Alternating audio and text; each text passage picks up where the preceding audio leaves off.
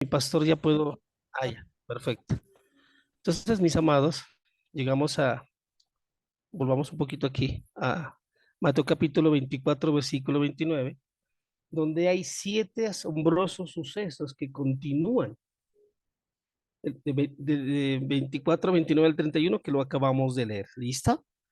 Y hay que analizar uno por uno estos 7 sucesos. Primero, ¿qué es que el sol se oscurece? No olvidemos que ese es un lenguaje figurativo que se usa el Señor después de la caída de Jerusalén. Entonces, que el sol se oscurezca, ¿sí? El libro de Isaías, en el capítulo 13, versículo 9 al 10, dice así: He aquí el día de Jehová viene, terrible y de indignación y de ardor de ira, para convertir la tierra en soledad y raer de ella sus pecadores. Por lo cual las estrellas de los cielos y sus luceros no darán luz, y el sol se oscurecerá al nacer, y la luna no dará su resplandor. ¿Sí? Isaías capítulo 34, versículo del 4 al 5, también lo dice, mire. Y todo el ejército de los cielos se disolverá, y se enrollarán como los cielos, como un libro, y caerá todo su ejército, como se cae la hoja de la parra y como se cae la hoja de la higuera. Versículo 5. Porque los cielos se envergará mi espada, y he aquí descenderá sobre Edom en juicio y sobre el pueblo de mi anatema. Entonces, el sol se oscurece, ¿sí? Son figuras que el mismo Señor usa para entender primero que las estrellas de los cielos y sus luceros no dan a luz. No se olvide que para el tiempo de Isaías, esto fue profetizado para un ejército, para un sistema donde los principales que están arriba y sostienen el sistema son para esta figura las estrellas de los cielos y los luceros que no darán luz, ¿sí? Entonces entendamos que esta es una figura, muy bien. Continuamos aquí, mis amados, ¿sí?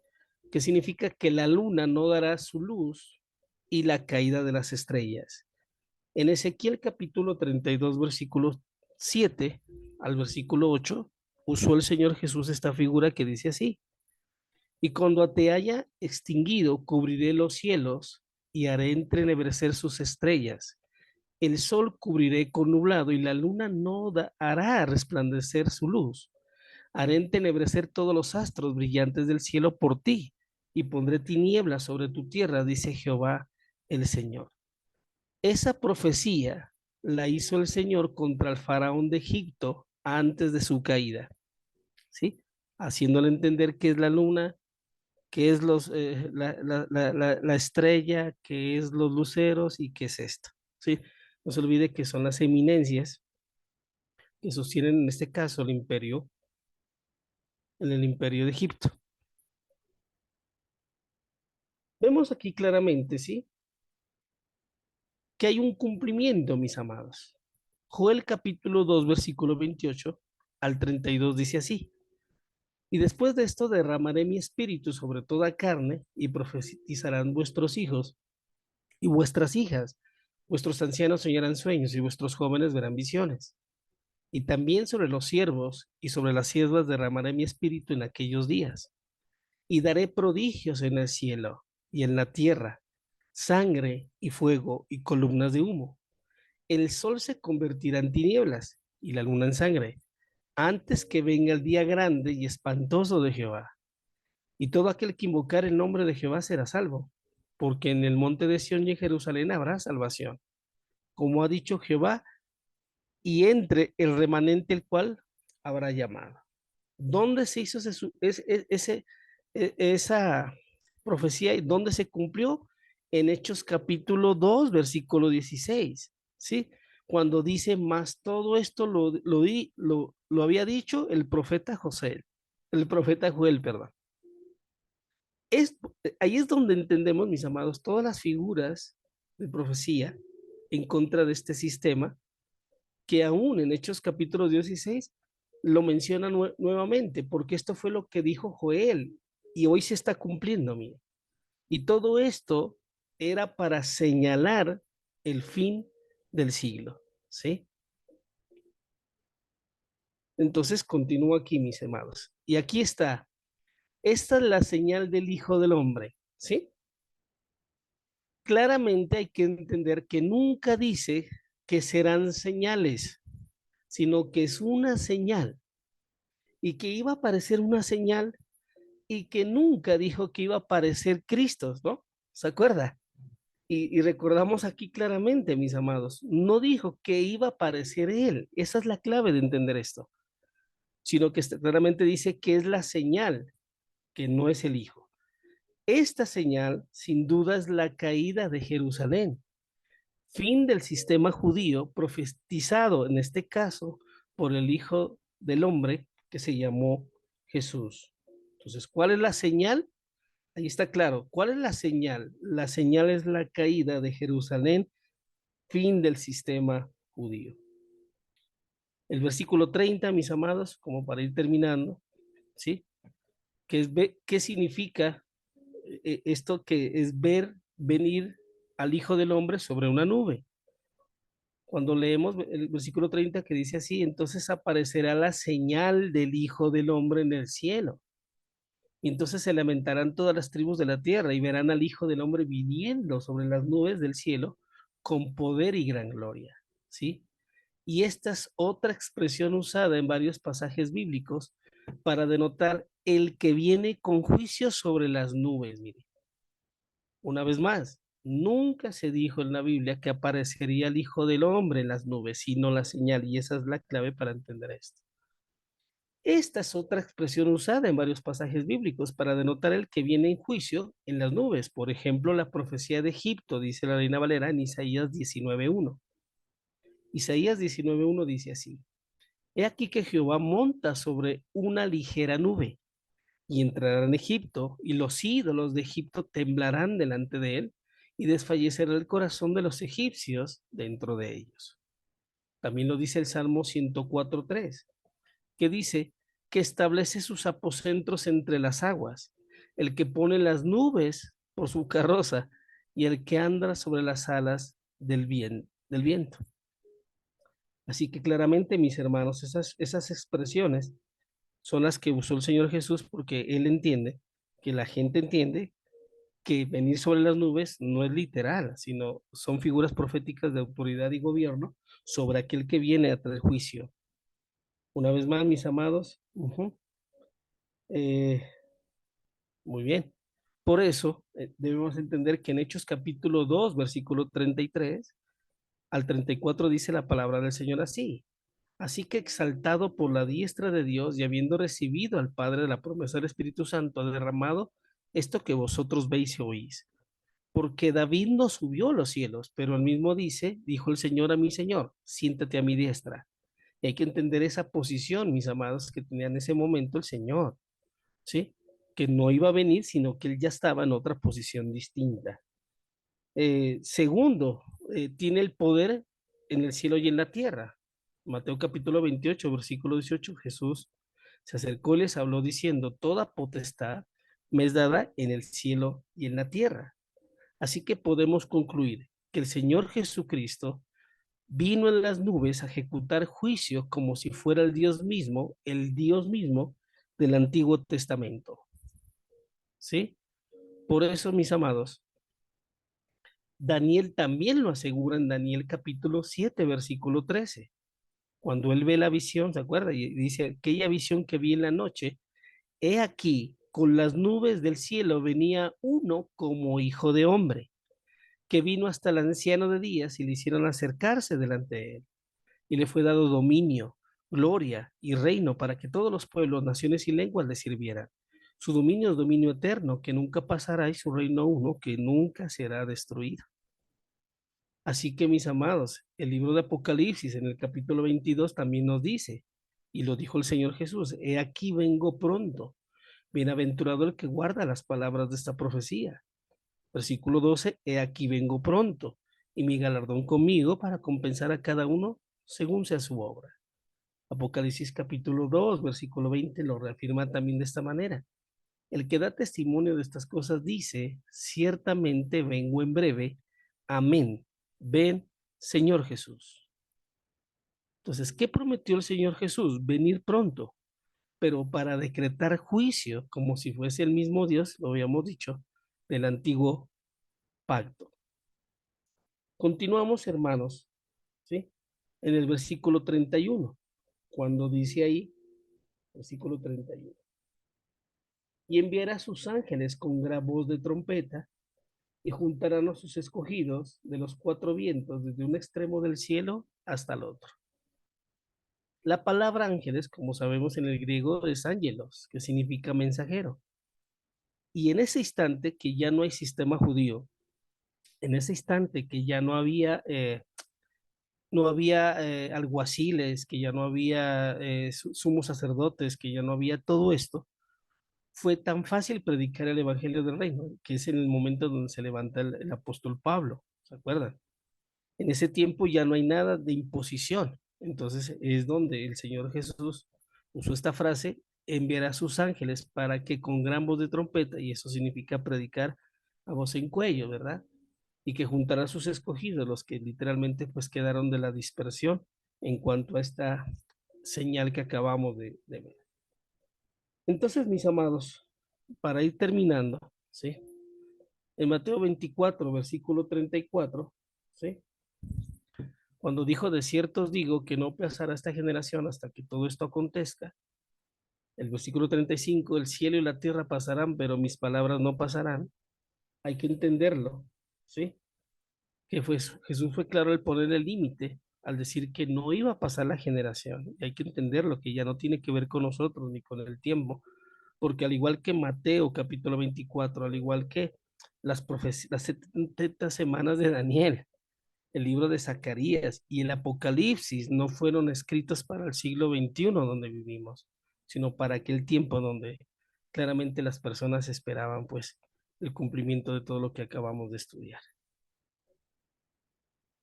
Entonces, mis amados, en el versículo 35 terminaremos diciendo, el cielo y la tierra pasarán, pero el Señor Jesús lo dijo claramente, pero mis palabras no van a pasar. Eso es, mis amados, lo que tenía para compartirles a todos ustedes. No sé si pues hay preguntas o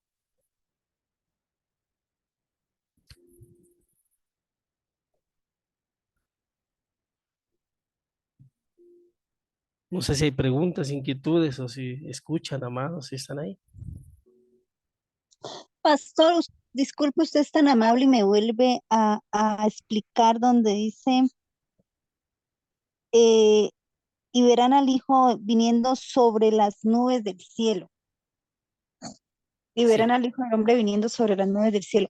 Porque pues uno nomás lee pues uno lo vuelve literal y se imagina pues las nubes, ¿cierto? sí. ¿Usted qué fue que dijo?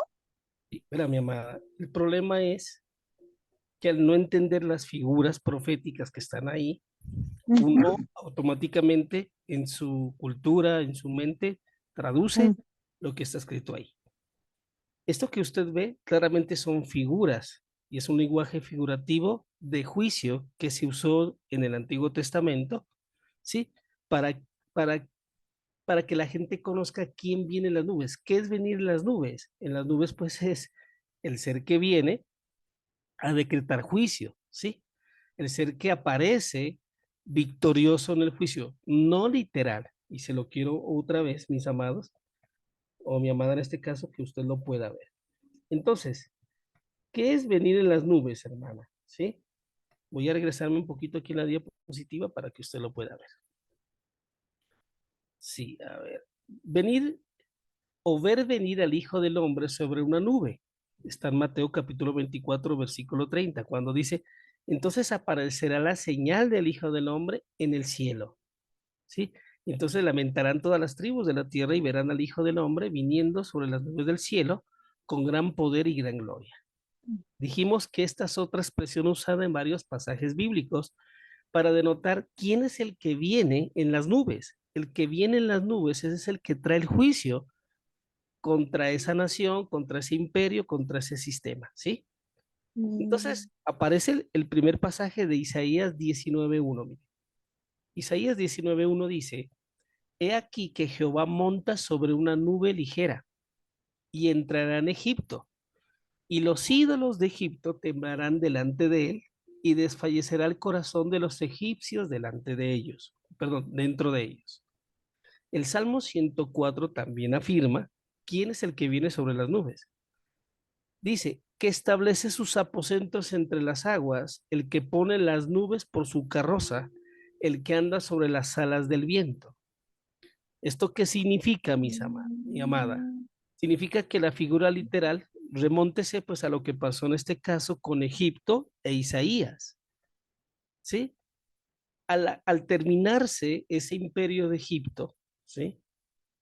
Lo primero que hay que entender es que el siguiente paso, y al ver un rey derrotado y al ver un sistema derrotado, es que el siguiente paso es aparecer el Hijo, o en este caso el Señor, mostrándose, no literal, ¿verdad? Sino cómo él había ejecutado ese juicio contra Egipto. Entonces, la gente entiende que el Señor Jesús usó este mismo pasaje y cómo la gente sabe que al venir en las nubes no es literal, ¿verdad? Sino que al venir en las nubes es un lugar de potencia, un lugar de poder, un lugar de dominio, porque está encima del sistema que está abajo, pues, ¿sí? Entonces, el que está encima es el que gobierna, es lo que trata de decir el Señor Jesucristo. Cuando dice, mire, entonces verán la señal del Hijo del Hombre. Otra vez, ¿cuál es la señal del Hijo del Hombre? La señal del Hijo del Hombre es Jerusalén destruida. Así que cuando Jerusalén esté destruida, yo, dijo el Señor, yo apareceré. Eso se llama elousia. Elousia es la manera de aparecer el rey triunfante sin su presencia tangible, sino en forma de. Y en este caso, la forma de fue claramente que el ejército romano que se usó como instrumento para destruir hasta lo último, hermano, de Jerusalén y los muros que tenía el lugar santo. ¿Sí, sí le quedó O claro, sea que hermano? el Señor era, Sí, mi pastor, me quedó claro, muchas el gracias. Señor era, la profecía, la figura era que Él venía en la noche, era gobernando sobre los pensamientos o sea, de los romanos para, como un poder superior de los israelitas, pues. Perfecto, amado. Sí, mire esto, ¿se acuerda que alguna vez con Os- Isaías creo que fue Osquitar, cierto? permítame una anotación, me parece importante Bueno, decir lo siguiente, amados. Recuerden que esas palabras que el pastor nos referencia, que están ahí en Mateo, esas palabras fueron dadas por el Señor Jesús por el contexto de cómo estaba configurado el mundo en ese momento. Por eso hay que entender lo que nos está explicando el pastor Oscar es el contexto de esas declaraciones que se convirtieron en proféticas para esa generación que había de ver el fin de ese mundo. Por eso Jesús utiliza esas palabras. Hoy nosotros, por ejemplo, como expresión de la iglesia, nosotros tenemos la misma responsabilidad de ubicar las palabras que enseña el Espíritu en la generación y en la época en la que vivimos. Por eso no podemos nosotros retraernos de la vida cotidiana, amados, o vivir como en las nubes, ¿no? Uno tiene que estar atento primeramente a lo que Dios dice para que el Señor nos dé sabiduría para hablar. Siga, mi querido pastor, muy bien. mire que nuestro pastor trae pues la exégesis, ¿no? De la que nos toca vivir. Pero claramente hay que entender, mis amados, cómo es que Dios usa o cuáles son los métodos que Dios usa o siempre y lo seguirá usando. Son gentes, personas, cosas, ¿sí? Para Dios representarse a Moisés usó una zarza, ¿estamos de acuerdo? Para Abraham usó una piedra y etcétera. En cuanto al juicio, siempre usó Dios a ejércitos. ¿Se acuerdan? Les decía que alguna vez en Isaías está escrito que él mandaba un espíritu de mentiras, ¿sí se acuerda? Y que todos los profetas profetizaron mentiras, ¿sí? Aunque Sí, eran de Dios. en la época del rey Josafat y el rey Acab. Exactamente. ¿Se acuerdan de esa historia? Que solo un profeta tenía la verdad, pero Dios mandó un espíritu de Micaías era mentira. el único que profetizaba Ah, verdad y lo odiaban. ¿cómo se llama, pastor? Micaías. Ah, eso, que pobrecito sufrió de cachetadas y todo por profetizar la verdad. Entonces, Dios usa, podríamos decirlo de esta manera, hasta el diablo, se puede decir, esa es una frase bien dicha, para entender que los métodos de Dios son estos. En este caso, la señal del Señor es el ejército. La señal del Mesías es el ejército romano, mis amados. Y la caída posterior a esto, usted puede entender que cuando cae Jerusalén, cuando se derriban las murallas y literalmente el templo es destruido, ahí vino el fin. ¿Y cómo se lo mostró? Pues mira, la gente, los discípulos entendieron, los que entendieron esto vieron que ahí aparecía el Mesías, porque está profetizado que él iba a hacer, ¿se acuerda? Cesar los sacrificios. ¿Y cómo iba a hacer cesar los sacrificios? Acabando el templo, pues. Con cesar los sacrificios se acabó el sistema anterior que había servido de legislación para Israel, y es el sistema de Moisés. Entonces, esa es la figura que usó el Señor. Entonces, ellos entendieron cómo aparecerían las nubes cuando todo esté destruido, mis amados. Hola, una pregunta, o sea que hablando lo que el pastor está hablando esta semana, está viene hablando esta semana en los devocionales sobre la justicia de Dios, entonces ahí es donde nosotros vemos que la justicia de Dios no se entiende, sino que se acata, porque si queremos entenderla no la vamos a poder entender. Claro, porque Luisito, acordémonos que la justicia de Dios es todo aquello que Dios ha manifestado en la historia de los hombres como su voluntad sin participación humana. Es que recordemos que Dios es Dios y Él no depende ni su palabra ni su manifestación absolutamente de que si el hombre aprueba o no. Por eso entender la justicia es un tema de madurez. Como dice Hebreos, el que participa de la leche es niño e inexperto en la palabra de justicia. En la medida que vayamos madurando, siendo expuestos a estas verdades y al Evangelio, pues vamos a adquirir una mayor envergadura del entendimiento de la justicia según Dios.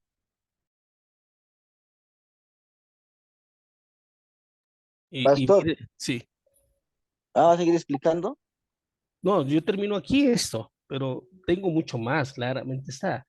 Sí, y quisiera que el pastor vos ojalá no me diera el tiempo para más adelante ver a razón de las parábolas, No, por de lo que el supuesto, Señor pastor, que habló. de eso se Ujú. trata mire que este grupo del martes, Pastor Oscar, Sí, señor. junto con un grupito que tengo el sábado, son como los que están más adelantados. Por eso yo consideré que ellos podían tener la capacidad de escuchar estas cosas. Entonces, obviamente que vamos a seguir construyendo aquí estos criterios en este espacio académico, por supuesto que sí, de eso se trata. Entonces, ellos ya saben, nosotros estamos programados con usted para los martes. Ok, pasa así porque tengo muchísimo material más para reafirmar lo que acabamos de hablar con respecto al juicio del que el Señor Jesús decretó. ¿Sí? Ahí es donde vamos a entender que no eran parábolas, no eran solamente entendimientos, era juicio que venía. Y quiero terminar pues con esto, que es un ejemplo claro cómo Dios usa, ¿sí? O cómo Dios usó siendo Él con otras personas en la eulogía que le llamamos nosotros, pero no era literalmente sino usando a alguien más. En este caso, ¿se acuerdan de Job? Job fue un hombre temeroso de Dios, usted lo ve. Que el detalle por el cual él entra en la historia bíblica es que Dios le quitó todo, ¿se acuerda? ¿Y cómo Dios le quitó todo? Pues usando al diablo, usando a los enemigos, usando a los demás. ¿Qué fue lo que Dios usó? Que usted debe entender que era Dios, pero eran otras personas, eran otros enemigos. Lo que terminó Dios fue un sistema de justicia que Job se había inventado, ¿se acuerda? En el cual él pues sacrificaba y hacía cosas que Dios no, Dios sí le aceptó, pero no quería que él se autojustifique con sacrificios. Entonces, eso mismo que usted ve hoy en día, ve en ese suceso, sucede diariamente con personas, sucede diariamente con nosotros. Dios tiene que usar a los que Él considera sus siervos, así sea el enemigo, así sean nuestros enemigos, bueno, con tal de pues enseñarnos que la voluntad perfecta de Dios está en todo lado. Y como usted dice, la justicia de Dios viene, así sea inclusive por enemigos, hermano. Entonces yo terminaría, amado, los espero pues el martes y ahí está el pastor para que le preguntemos o sigamos escuchándole él también. Un abrazo, mis amados. Pastor, Bueno, amados, muy bien, pastor, entonces una aquí, preguntita antes de que termine. sí, diga, ¿para mí o para el pastor Oscar? Para todos dos, si quiere. A ver, dele. A ver cuál. Pastor, lo que pasa es que a mí me tiene, ya que habla de la justicia de Dios, pues yo quisiera que usted me explicara eh, cuando vino el diluvio, eh, Dios usó su justicia, ¿no? Y murieron un poco de gente, ¿no? La cantidad, ¿cierto? Aló. Sí, continúa. Sí, te estoy oyendo, continúa. Bueno, bueno, entonces, hablando en cuanto a la justicia de Dios, ¿no? Entonces, cuando vemos cuando en el pueblo de Israel dice que cuando se rebelaron, dice que en ese día murieron 20.000 personas, ahí un poco de muerte, o sea, también hubo muerte, ¿no?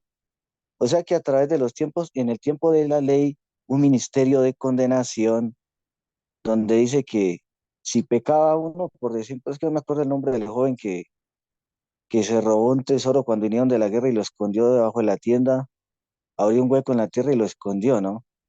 Pero ese era el pecado, ¿no? Entonces, dice que sacó el tesoro, Dios se dio, o sea, se dieron cuenta quién era y lo mataron a él con su familia, ¿sí me entiende? O sea, era una ley, un ministerio de condenación, entonces eh, si yo ahí miro desde otra perspectiva a nivel natural, no sé cómo juzgarlo, No, yo digo, no, ven y te explico una cosita.